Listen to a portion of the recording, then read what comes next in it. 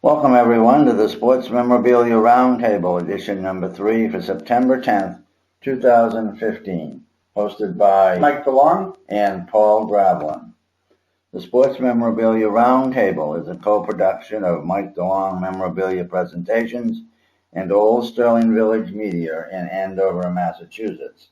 So welcome everybody to our third program. We've been talking about in our first one about how to select the proper sports memorabilia, what to look for in them, and how to process them and protect them.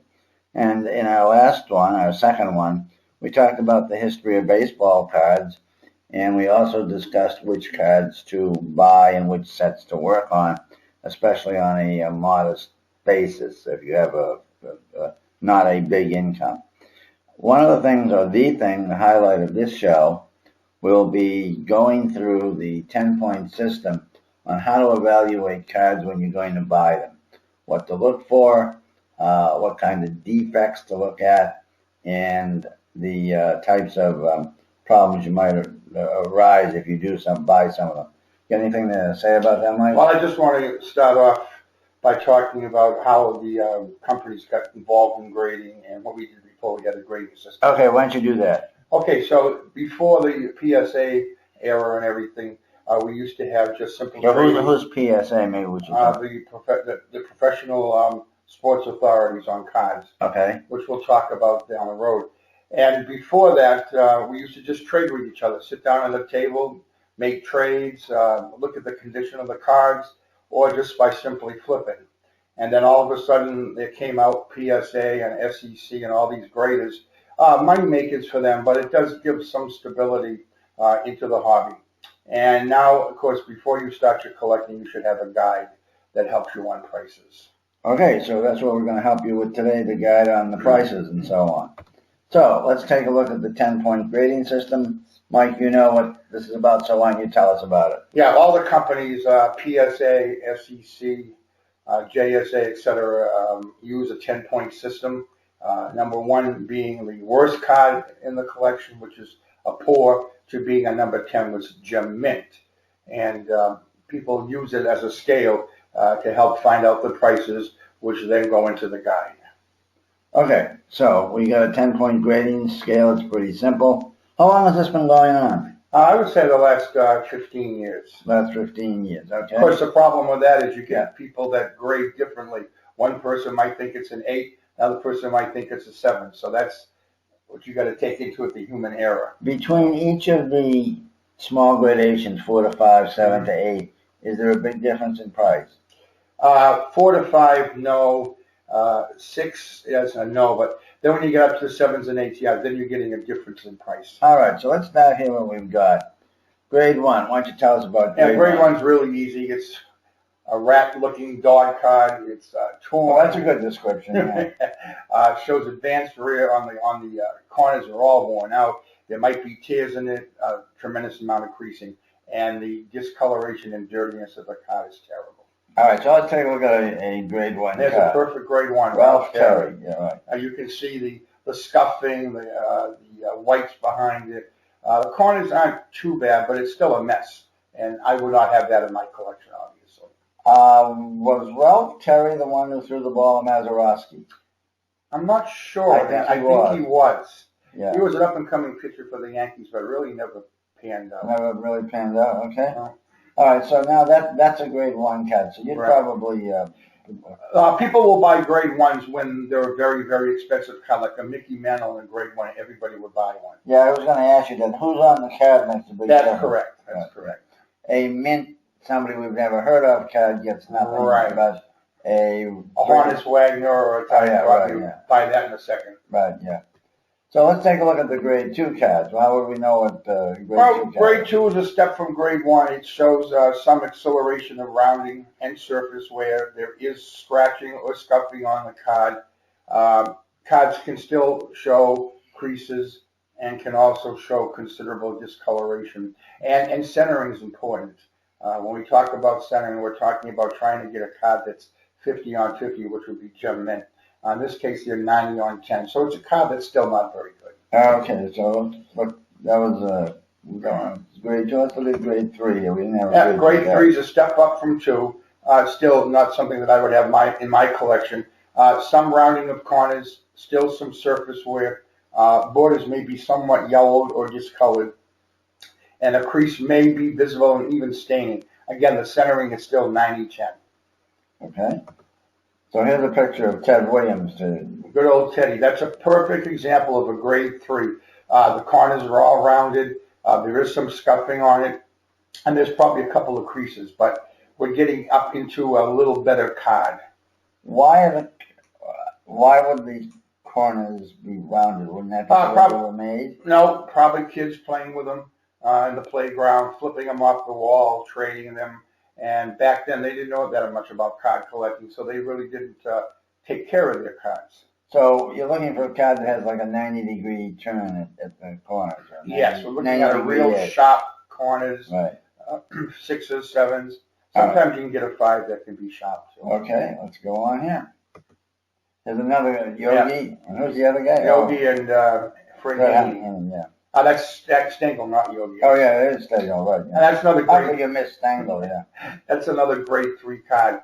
The same characteristics, rounding, maybe a little bit better than Williams, but still there as a grade 3. The colors appear to be kind of muted too. Colors are important, right? The better you go up on the scale, the better your color is. They don't look real sharp. Right, it's called registration. That's what it's called. Oh, really? Is that right? Registration, right. Okay. Here's another grade 3. We had a lot of grade 3. Yeah, we must have loved Yogi Berra and company. Yeah. That's another grade 3. You can see the problems. So you want to be on the lookout for these things when you're purchasing cards. That color looks really faded there. Yeah, the color's not good on that. If somebody has them in their attic for a long time, do the colors fade? Not necessarily, because if they're out of the sun is the killer of cards. Oh, the sun is the killer of cards. It bleaches and destroys. So if you keep them in a shaded area, you're fine. All right, okay. Now, grade 4, how about this? Yeah, grade 4 is getting a little bit better. It's very good to excellent. Some people use those as what's called fills for their cards until they get a better card. But it has corners that may be slightly rounded, modest surface wear again, light scuffing and scratches, and a light crease. Notice there are no more heavy creases. They're light creases. The centering still can be 90-10. This is a card that a lot of people will get as a fill card.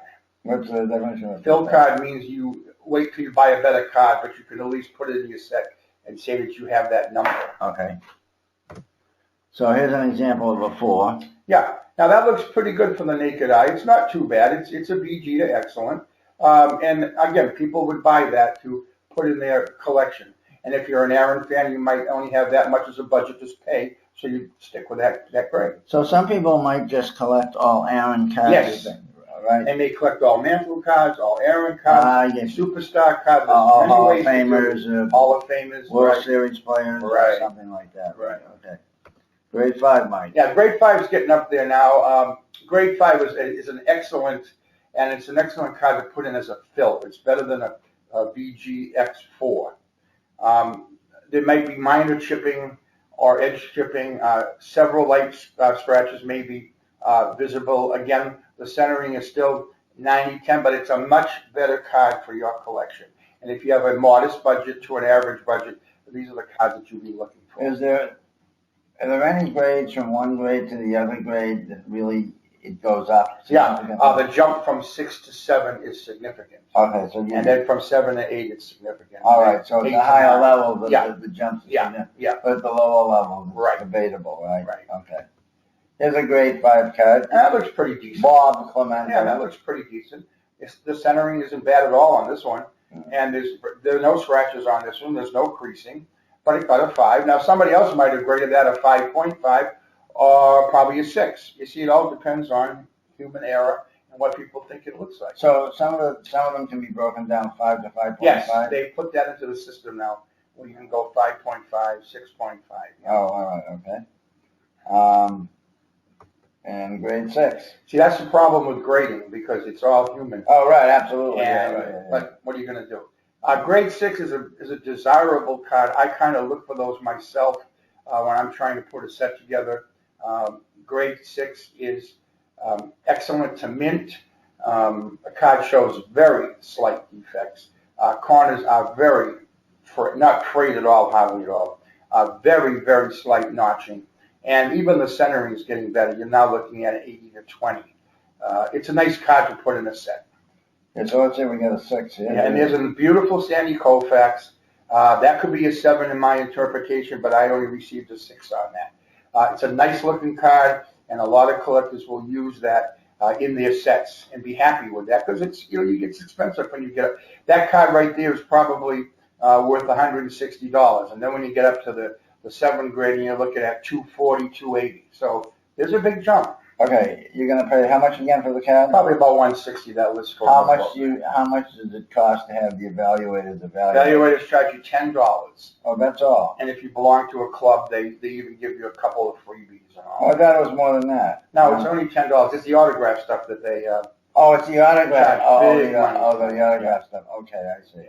Oh, evaluating the card. That's a good point. Right. Yeah, right. Okay, I knew they were evaluating the autographs, but I didn't realize that. Okay, let's take a look at the grade 7. Yeah, grade 7's a real nice card. I've got a few in my set. You can still pick these up at a fairly good price. You have to look around. Shows slight surface wear. There may be slight fraying again on some of the corners. However, most of the original gloss is there now. And now you're looking at centering between 70-30, 75-20. And you can still get some 90-10s on the back of the card. Sometimes the card on the back is cut worse than the card on the front, the picture. So therefore, you have to look at both sides of the card. Right. How important is the back of the card? As important as the front. Is it really? Yeah. For grading purposes. Okay. Because if you want to get a 7 or 8, the backs have to be nice and the front has to be. Do the people actually pay attention to the back? Yeah. I mean, other than the condition? Yes. You look for staining. Oh, right. Okay. Yeah. And miscuts. Yeah. Right. When it's not cut right on the back. For faulty printing. Yes, or something takes away from the card. Okay. So let's look at a grade 8 card. That's a beautiful. Oh, it's a grade 7. Yeah, we're in the cover. And as you look at the card, it's nice, real nice shape. Yeah, it is nice card. 6s and 7s are a nice way to base your card collecting on if you can do it. Then you get your return much better than on a 4 or 5 card. What would a 7 go for like this McCovey? Depends on who's on the card. Yeah, well, yeah, Willie was a home run hitter, obviously one of the 500 home run hitters. A card like that, it's probably going to be around $50 to $85. It depends on who wants to get what and how much they put into it. Oh, right, okay. All right, so that was a great. You get some greedy dealers, and you get some dealers that are really fair. Now, usually they're marked, right? The mark NM7. Yeah, NM7 means near mint 7. There's also the number of the card that appears in the set, and the numbers on the bottom tell you the number of the card evaluation when it was done. Oh, all right, okay, good, thank you. And grade 8. Yeah, 8's a real nice card. Super high-end card. Slightest fraying, maybe just a little bit off-white, and the centering now changes dramatically to 65-35 or 70-30. A big shift in borders and everything. Okay. And here's a good one of Hank Aaron, I guess. Beautiful Hank Aaron, a 1957. It's near mint. It's an 8, and it's in great shape, as you can see. There is a little fraying on the left-hand side all the way down, and that was basically probably done from a machine cut off of the Topps machines. Oh, I see. However, the centering is there, the color is beautiful, and they still gave it an 8. I probably would have given that a 7, but again, whoever was grading it felt like giving it an 8. Now, when you do this, right, did they have a situation where they put it in this folder thing for you? Oh yeah, how to obtain these cards? Yeah. Yeah, they'll send it in a mail order to you, or and they'll put it in a nice packed card case and everything. Yep. Okay, good. All right. So now, you notice the problem with that picture? Yeah. Can you tell me, Paul, the problem with that picture? He was a right-handed batter. Yes, and why do we have it taking it as a left-hander? I don't know. That's a good question. Okay, Topps made a mistake on Aaron's card, and for some reason it got flipped, but they never made the change. So, oh, okay, yeah. That's the wrong position for him. That's still a nice looking card, though. They did, I believe it's in Jimmy Stewart. Was it Jimmy Stewart? What movie did he do? They did the thing about Gary. Mm-hmm. Well, he was a right-handed batter, but Gary was a left-handed batter. Right. So they had him run around the bases the wrong way or something. Yeah, that's exactly what happened here. Yeah, they never caught that.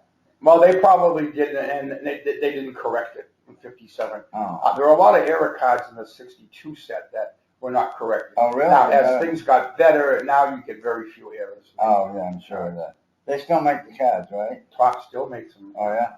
And you have to buy them in sets? You can buy them in sets or you can buy them in packs. Oh, really? Okay. All right.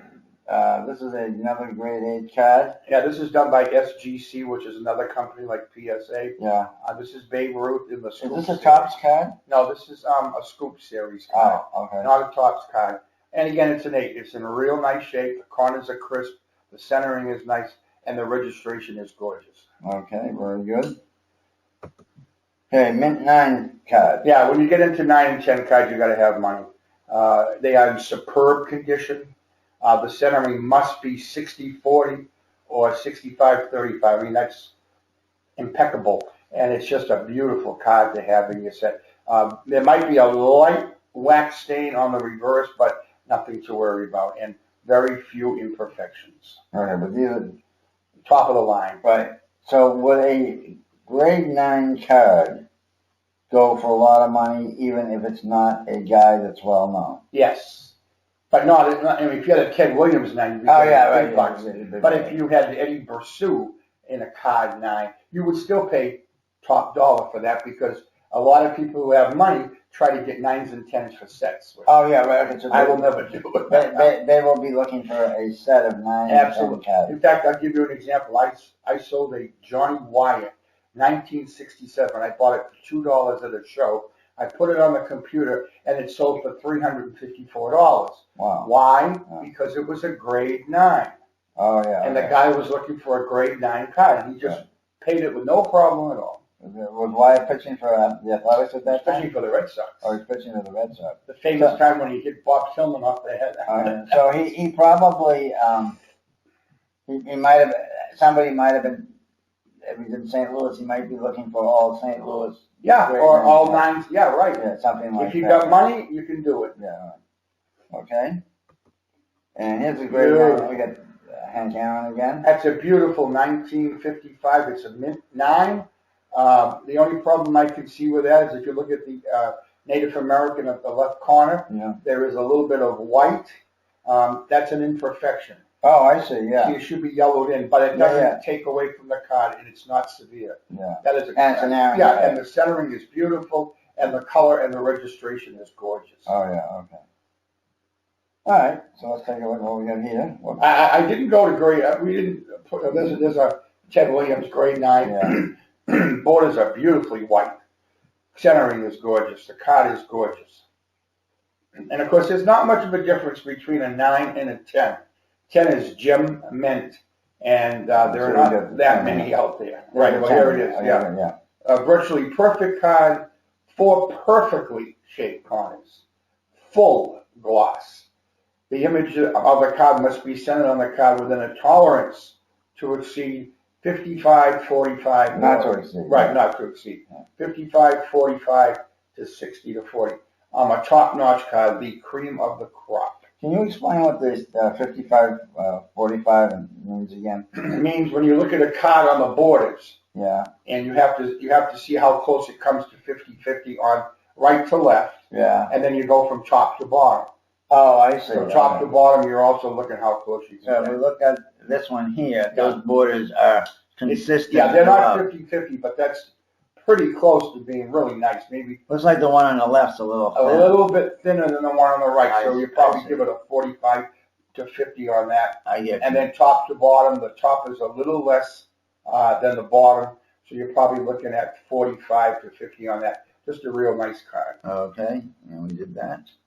And here's a raw card. Why don't you tell us about it? Yeah, I just threw that one in because a raw card is a card that has not been graded at all. There is no PSA on it, no SC on it. And you notice in this case, this is a nice looking Mickey Mantle All-Star. And it would probably, if you sent it to the company, you would probably get an excellent to mint, which is a 6. A nice card, but it's not great. So I just wanted to show you what one looks like. Colors look a little faded to me. I mean, that's the way I'm sitting. Yeah, they look a little better when I. Yeah, the registration is pretty good on that. It's pretty bold. The centering's a little bit off. Not bad. It's a nice card set. Okay. So let's take a look at some of these qualifiers. If you see the abbreviation, maybe you can just run. Yeah, this is important, and you need to pay attention to this because when you go to a card show or wherever you buy your cards, you may have a beautiful card in front of you, but if you have some of these qualifiers, it kind of ruins a little bit the card, and then you get wrapped up in buying the card, and then you realize when you came home that you had an OC. An OC means it's way off center. The machine didn't cut it right. It still might look nice, but it's still OC. For some reason in this hobby, if you have an 8 OC, it drops down to a gradation of 7, and a lot of people will not touch off-centered cards. Don't ask me why, because some of them could be near mint OCs, but they just don't like it off-center. Again, that's preference. You might also get a card that has staining on the back, usually gum stains, which you have no control over. Maybe a little coffee stain.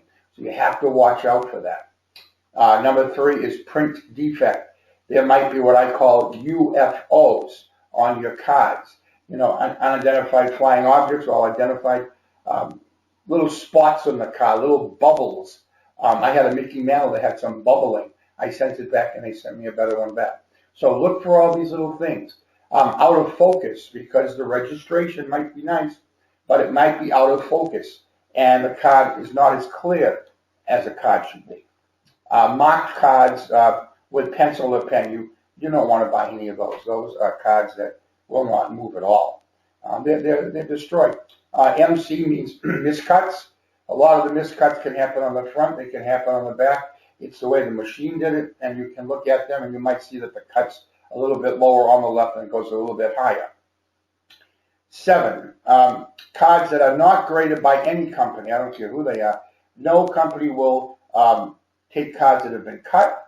No company will take cards that have been trimmed, or the coloring has been colored in by somebody, markers or Sharpies on the registration. And this happens a lot, and if you're a reputable company, you just don't deal with that stuff. But qualifiers are important in purchasing cards. All right. Are they usually marked? What? Yes. A good company will put on the top OC, ST, MK, PD, or OF. Yes, good companies will put miscuts on it. Yeah. Okay. Good question. Let's go on here.